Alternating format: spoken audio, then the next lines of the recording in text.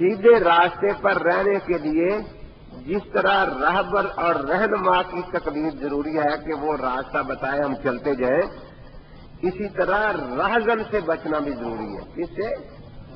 رہزن سے، جو راستے میں لوٹنے والا ہے۔ تو اگلی آیت میں یہی بتایا گیا کہ یا اللہ جن پر تیرا غضب ہوا اور جو گمراہ ہے ان کی تابع داری تقلید سے ہمیں بچانا، کیونکہ وہ راہ حق کے رہزن ہیں، راہ حق سے بھٹکانے والے ہیں۔ تو ایک ہے راہ حق پر لگانے والا، ان کی تقلید کا ہمیں حکم ہے، وہ نبیین ہے، صدیقین ہے، شہداء ہے، صالحین ہے۔ ایک ہے راہ حق سے بھٹکانے والے، ان کی تقلید سے منع کیا گیا ہے۔ تو جہاں بھی تقلید کی خوبی ہے کتاب و سنت یا کتابوں میں، وہ تقلید ہے ان کی جن پر اللہ کا انعام ہوا، اور جہاں بھی تقلید کی برائی ہے وہ ان کی ہے جو اللہ کے راستے سے ہٹانے والے ہیں۔ دیکھو نا، وہ کہتے تھے بل نتبع ما وجدنا علیہ آبانا، ہم اللہ کی نہیں مانتے، اپنے آبا کی مانتے ہیں۔ تو اللہ کے راستے سے وہ ہٹانے والے تھے نا۔ تو دیکھو کتنی صاف بات ہے، جو اللہ کا راستہ بتانے والے ہیں ان کی تقلید واجب ہے، جو اللہ کے راستے سے ہٹانے والے ہیں ان کی تقلید حرام ہے۔ تقلید خود نہ اچھی ہے نہ بری ہے، تقلید تو تابع داری ہے نا۔ دیکھا یہ جائے گا کہ کس کام میں تقلید کی، اچھے میں تقلید کی تو اس کو اچھی تقلید کہا جائے گا، اور برے کام میں کسی کی تقلید کی تو اس کو برا کام کہا جائے گا۔ تو اس لیے جیسے اس ہاتھ میں یہ اللہ نے قوت دی ہے، یہ قوت بذات خود نہ اچھی ہے نہ بری ہے۔ اسی سے چوری کرے گا تو یہ قوت بری ہو جائے گی، اسی سے جہاد کرے گا تو یہ قوت اچھی ہو جائے گی۔ تو وہاں دو کا ذکر کیا، ظالم کا اور مغضوبین کا، کیونکہ کل میں نے تفصیل سے بتایا تھا کہ گمراہی کی بنیادیں دو ہی ہیں۔ کون کون سی یاد ہے نا؟ بدعت اور الحاد۔ پیچھے ذکر کن کا ہے؟ جن پر اللہ کا انعام ہوا، جن پر اللہ کا۔ اب گمراہی دو ہی طریقوں سے آئے گی کہ اللہ والوں سے یا تو محبت زیادہ کرے، ان کو خدائی بنا ڈالے جیسے عیسائیوں نے، یا اللہ والوں کی شان میں گستاخی کرے۔ دو ہی راستے ہیں گمراہی کے، یا اللہ والوں کی شان میں غلو کرے، امام کو نبی، نبی کو خدا مان لے، اور یا ان کی شان میں گستاخی کرے۔ تو ظالم عیسائی ہیں جنہوں نے محبت میں غلو کیا اور عیسیٰ علیہ السلام کو خدائی بنا ڈالا،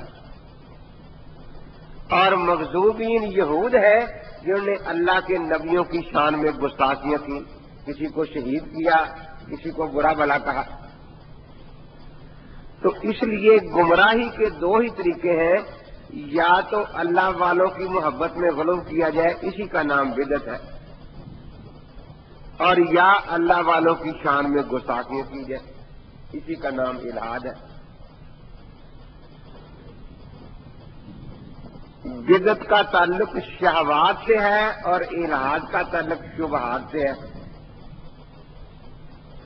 تو اب دیکھیے اللہ تبارک و تعالی نے پہلے ظالم کا ذکر فرمایا، پہلے مغضوبین کا، اس کے بعد ظالم کا۔ آگے بھی قرآن میں دیکھو، پہلے سورہ بقرہ ہے، اس کے بعد سورہ آل عمران ہے۔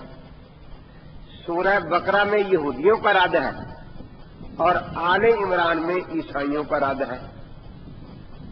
تو اس سے سمجھنا کیا ہے اور سمجھانا کیا ہے میں نے، کہ اگرچہ یہ دونوں طریقے گمراہی کے ہیں، لیکن پہلے ان کا رد کرنا چاہیے جو گستاخ ہے،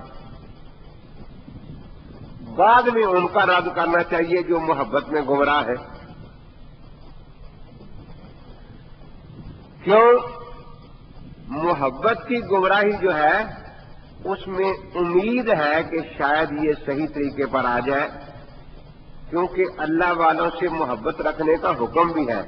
حدیث پاک میں ہے، من احب للہ و ابغض للہ و آطا للہ و منع للہ فقد استکمل الایمان۔ کہ جس نے اللہ کے لیے محبت کی، اللہ کے لیے بغض رکھا، اللہ کے لیے دیا، اللہ ہی کے لیے روک لیا، اس نے اپنا ایمان مکمل کر لیا۔ تو اللہ والوں کی محبت ایمان کی تکمیل کا ایک ذریعہ ہے۔ تو عین ممکن ہے کہ کسی وقت وہ جو زائد محبت ہے وہ اعتدال پر آ جائے اور اس کو ہدایت نصیب ہو جائے۔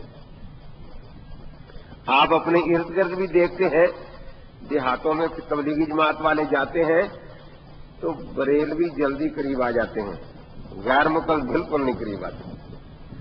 یہ مرزائی ہو جائے گا، منکر حدیث بن جائے گا، لیکن ادھر آنے کو تیار بالکل نہیں ہوتا۔ کتنے لوگ بریلوی ہیں ارد گرد دیکھیں جو پھر دیوبندی بن جاتے ہیں۔ تو میں پاک پتن گیا تو دفتر میں بیٹھا تھا، وہ پانی دینے میں اکیلا ہی بیٹھا تھا، پانی دینے چلے گا، ایک بابا جی آئے، امین تیرا نام ہے؟ میں نے کہا میرا ہی ہے۔ میری 85 سال کی عمر ہے، 84 سال میں دیوبندی حنفی رہا، اب میں اہل حدیث ہو گیا ہوں۔ میں سن کے خاموش رہا۔ اب اس کا خیال تھا یہ کوئی جواب دے گا، میں خاموش رہا۔ 2 منٹ کے بعد کہتا ہے تو نے سنا نہیں؟ میں کہا سنا بابا، کیا سناتا ہے؟ میں دیوبندی تھا، اب اہل حدیث ہو گیا ہوں۔ میں پھر خاموش رہا۔ وہ پھر 3-4 منٹ سے انتظار، کہتا ہے تجھے سنتا نہیں کچھ؟ میں نے کہا سنا بھائی، کیا سناتا ہے؟ کہتا میں دیوبندی حنفی تھا، اب اہل حدیث ہو گیا ہوں۔ تو اب کسی لوگ وہ سنے یا نہیں؟ میں نے کہا بابا یہ تو سن لیا ہے، یہ تو اہل حدیث ہو گیا ہے، اب جا، جب مرزائی ہو جائے گا مجھے آ کے بتا جانا۔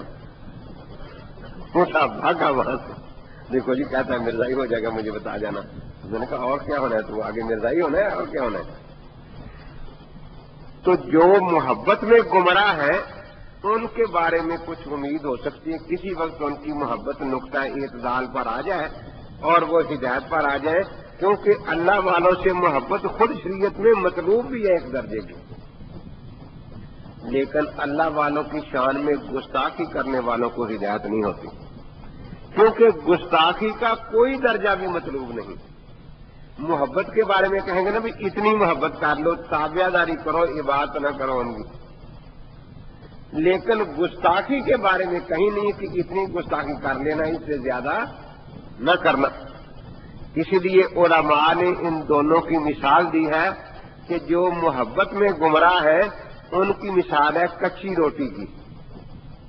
روٹی کچی رہ جائے، اسے دوبارہ آگ پر رکھ دو تو کسی کام آ جاتی ہے، اور جو گستاخی میں گمراہ ہے ان کی مثال ہے جلی ہی روٹی کی۔ جو روٹی جل کے کوئلہ ہو جائے، آپ اسے 100 گھی لگائیں، کتنا کچھ کریں، وہ کسی کام آتی ہے؟ تو اسی لیے سورہ فاتحہ میں یہ بات ہمیں سمجھا دی گئی۔ یہ سورت فاتحہ پہلی سورت ہے قرآن کی، اور اس کو قرآن کی ماں بھی کہتے ہیں، اور ساری لڑائیاں بھی اسی سورت پر ہوتی رہتی ہیں۔ کوئی کہتا ہے، کوئی فاتحہ خلف الامام پر لڑتا ہے، کوئی فاتحہ علی الطعام پر لڑتا ہے کہ کھانے پر کیوں نہیں پڑی، کوئی کہتا ہے امام کے پیچھے کیوں نہیں پڑی۔ اور عجیب بات ہے، جو فاتحہ پر لڑتے ہیں وہ فاتحہ کو مانتے نہ وہ ہیں نہ وہ ہیں۔ جو فاتحہ علی الطعام پر لڑتے ہیں ان کو فاتحہ کی یہ بات اچھی نہیں لگتی، ایاک نعبد و ایاک نستعین، کہ اے اللہ ہم تیری ہی بندگی کرتے ہیں اور تجھ ہی سے مدد مانگتے ہیں۔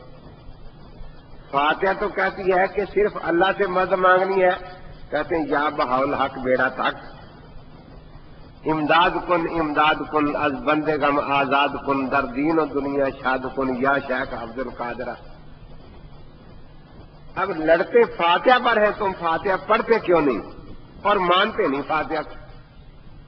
اور یہ جو فاتحہ خلف الامام میں لڑتے ہیں وہ ان کو نہیں مانتے کہ نیکوں کی تقلید کرنی چاہیے، اہدنا الصراط المستقیم صراط الذین انعمت علیہم۔